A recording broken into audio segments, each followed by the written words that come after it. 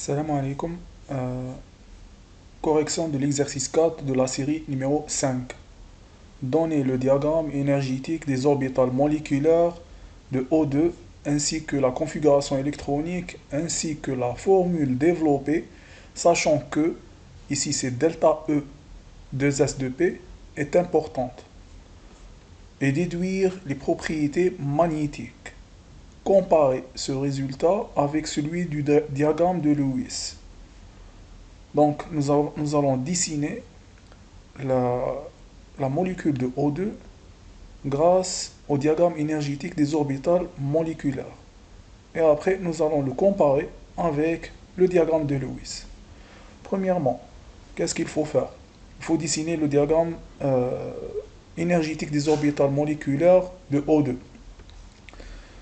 Pour pouvoir dessiner O2, nous allons premièrement représenter les niveaux énergétiques de chaque oxygène pour les électrons de valence. Donc pour la couche de valence. Le premier oxygène, on le représente comme ceci. Vous avez la 2s, la 2px, 2py, 2pz. L'oxygène a 6 électrons de valence. Donc on va aller remplir les cases avec la règle de Hund. Donc on remplit la 2s, après la px, la py, la pz, et l'électron qui reste, on va le mettre dans la px. La même chose pour l'autre oxygène. Donc après, qu'est-ce qu'on fait? On dessine les orbitales moléculaires de O2, de l'oxygène O2. Alors, les deux S, vous avez les deux niveaux énergétiques, sigma 2s et sigma étoile 2s. Donc vous les dessinez. Donc après, les deux sous-couches P vont se retrouver avec les énergies des orbitales moléculaires suivantes. La sigma Z, la px, la py, la P étoile X, la P étoile Y et la sigma étoile Z. Nous allons tout d'abord compter tous les électrons présents dans cette molécule. Vous avez 6 électrons du premier oxygène et 6 électrons du deuxième oxygène. Donc le total c'est 12 électrons. Vous allez les distribuer sur les niveaux énergétiques des orbitales moléculaires. Donc nous commençons par la première case. Vous dessinez les deux électrons en respectant la règle de Hund. Après on passe à la deuxième case, la troisième case, la quatrième. La quatrième, on remarque qu'on a la px et la py. Donc, on va commencer par mettre un électron ici, le deuxième dans la py, et après, nous allons mettre un autre dans la px et un autre dans la py. Après cela, il va nous rester deux électrons. Les deux électrons, nous allons les mettre dans la px étoile et la py étoile. Donc, sachant que les niveaux énergétiques où vous trouverez l'étoile, ça veut dire que vous avez des électrons non liants. Et sinon, les autres, c'est des électrons des orbitales moléculaires liantes. Ok. Donc, il y a un point sur l'exercice. On vous dit que sachant que delta E 2s2p est importante. Donc, la différence entre vous avez une delta E SP importante et delta E SP faible. Si vous avez une delta E SP importante, qu'est-ce que ça veut dire? Ça veut juste dire que l'ordre vous avez tout d'abord la sigma Z, après la PX et PY. Si vous avez la delta SP faible, vous allez avoir le contraire. Vous allez avoir tout d'abord ici, dans cette case-là, vous allez avoir la PX, PY, et ici, vous allez avoir la sigma Z. D'accord? Mais sinon, vous ne changez rien en ce qui concerne la PX étoile ou la sigma Z étoile. Le delta E SP, c'est juste pour définir l'ordre. Est-ce que vous avez tout d'abord la sigma Z ou la PX, PY? Vu que la delta SP elle est importante, donc vous allez avoir la sigma Z qui va venir en premier, se positionner en premier et après vous allez avoir la Px et la Py. Donc une fois le diagramme énergétique établi, qu'est-ce que vous allez faire? Donc on vous demande de écrire la configuration électronique des orbitales moléculaires. Donc la configuration électronique de valence de O2, ça sera sigma 1s2, sigma 1s2, sigma 1s étoile 2. Donc ici, nous avons commencé avec la sigma 2s, mais avant, il y a la sigma 1s. Donc vous écrivez ceci, et après vous continuez. La sigma 2s 2, donc sigma 2s, on a deux électrons. La sigma étoile 2s, on a deux électrons aussi. La sigma z, nous avons deux électrons. Après vous avez la px2, la py2, la px étoile 1 et la py étoile 1. Nous remarquons que la sigma z étoile, on n'a pas d'électrons dans la sigma z étoile. Donc on va s'arrêter à la py étoile 1. Une fois que la configuration de valence de la molécule O2 est établie, nous allons passer à la question suivante. On nous demande de donner la formule développée et déduire les propriétés magnétiques. Bon, pour donner la formule développée, il faut calculer le nombre de liaisons, ou aussi appelé indice de liaison ou ordre de liaison. Donc comment le calculer? Tout simplement en comptant le nombre d'électrons des orbitales moléculaires liantes moins le nombre d'électrons des orbitales moléculaires non liantes sur 2.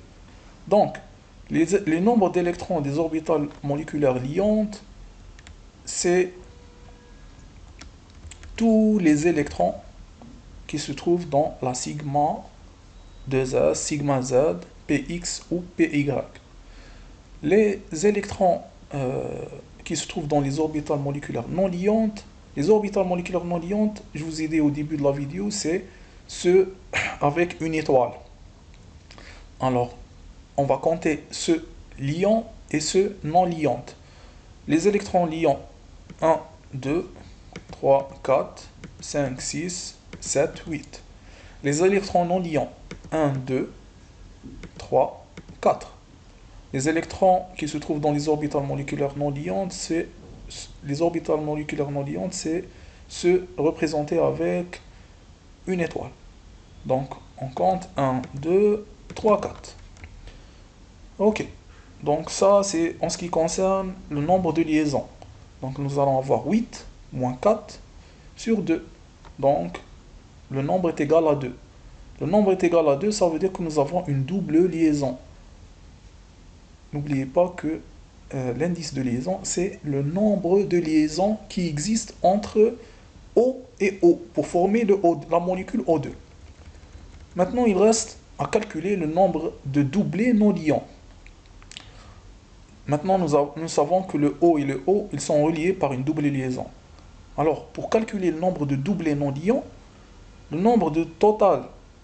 c'est le nombre total d'électrons de la couche de valence sur 2, moins le nombre de liaisons. Le nombre de liaisons, nous l'avons calculé ici, est égal à 2. Le nombre total d'électrons de la couche de valence, nous avons dit que c'est 12 électrons. N'oubliez pas que c'est de la molécule O2. Donc vous comptez tout cela, c'est 12 électrons. Alors ça sera 12 sur 2. Ça vous donne 6, moins 2, ça vous donne 4. Vous avez 4 doublés non liants.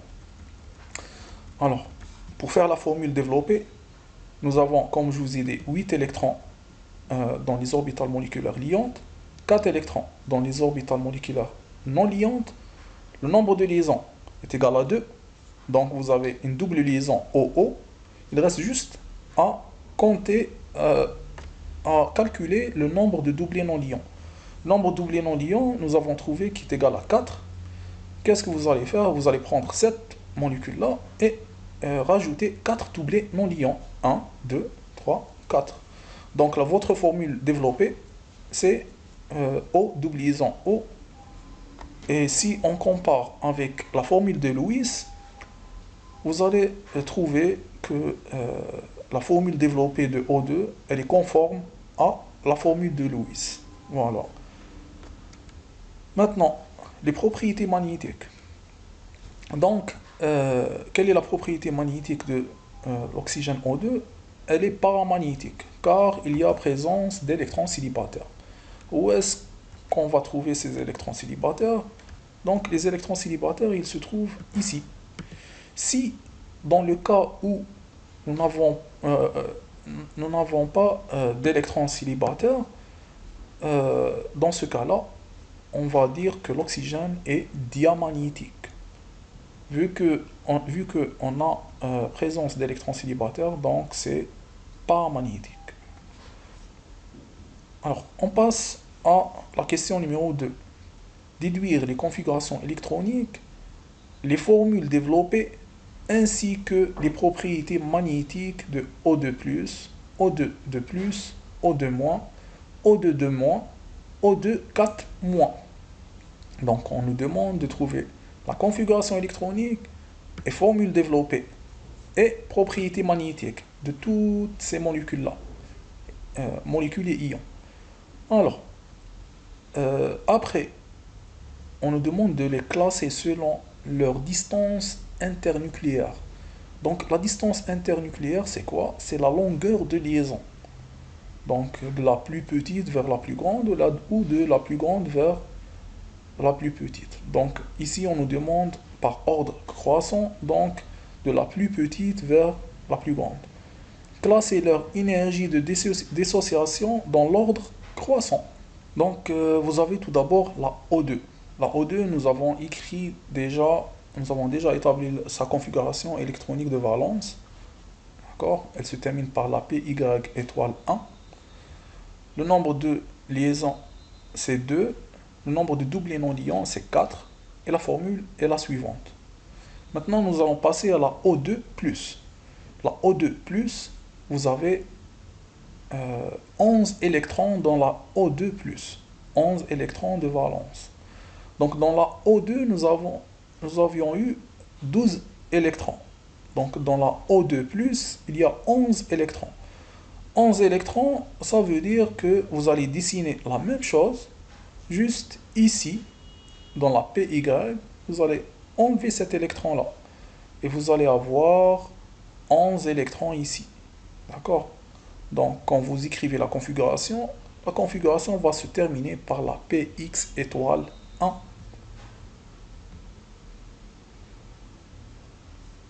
PX étoile 1. Même chose ici. Pour le O2-, on a présence de 13 électrons. 13 électrons, ça veut dire que vous allez rajouter un électron dans ce diagramme-là. Quand on rajoute un électron, on va le rajouter ici. D'accord?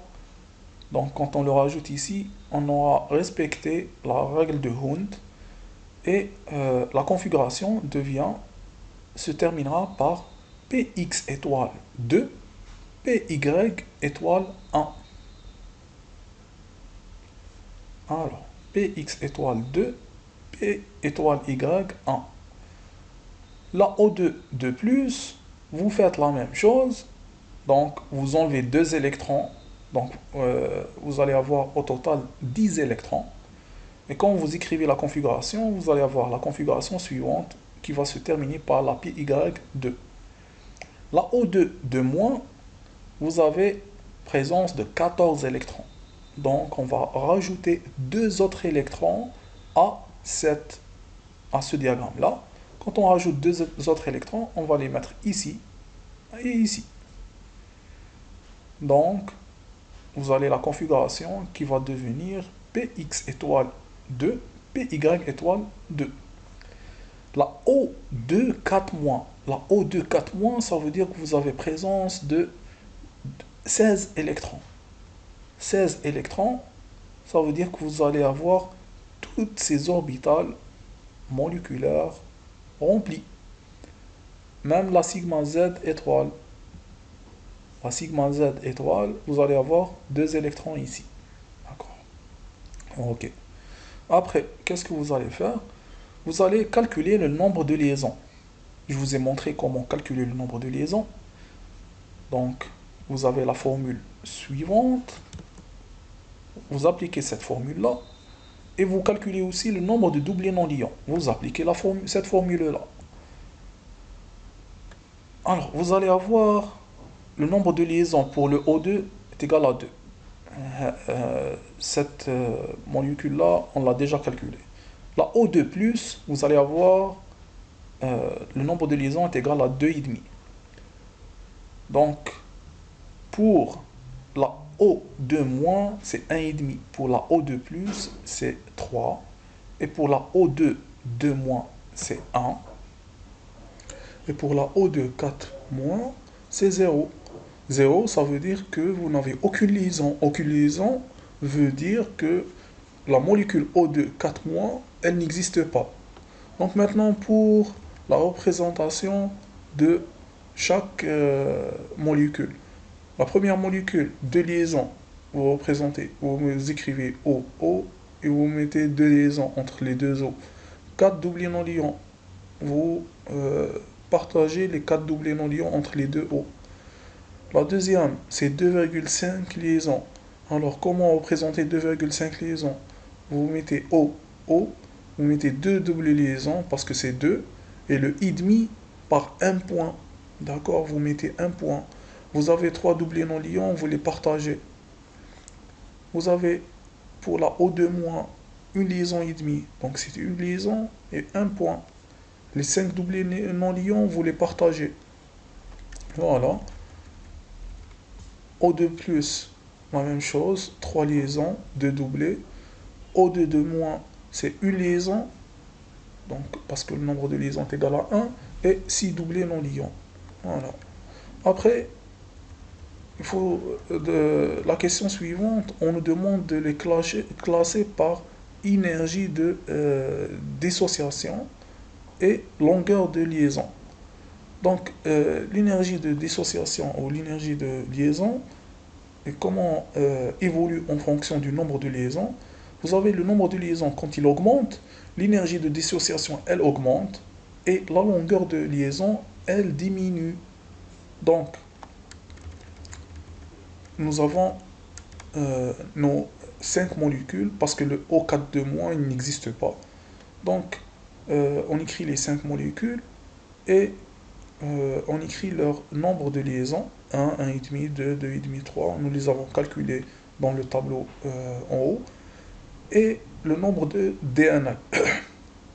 Bon, tout ce qui importe, c'est le nombre de liaisons. Le nombre de liaisons augmente. Donc, ici, on marque que le nombre de liaisons augmente de O2-, jusqu'à O2-. Donc 1, 1,5, 2, 2,5, 3. Alors quand il augmente, l'énergie de dissociation, elle augmente. Ça veut dire quand on nous demande de les classer par ordre croissant, donc c'est O2-, après nous avons O2-, après nous avons O2 et O2+, O2+, et O2-.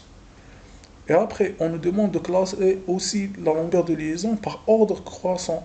Nous savons que quand on augmente le nombre de liaisons, la longueur de la liaison, elle diminue.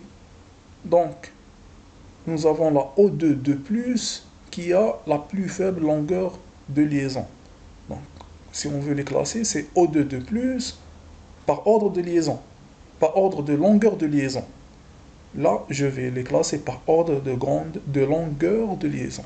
La longueur de liaison. Ou distance internucléaire. O2-, O2+, O2, O2-, O2-, Et voilà. Merci.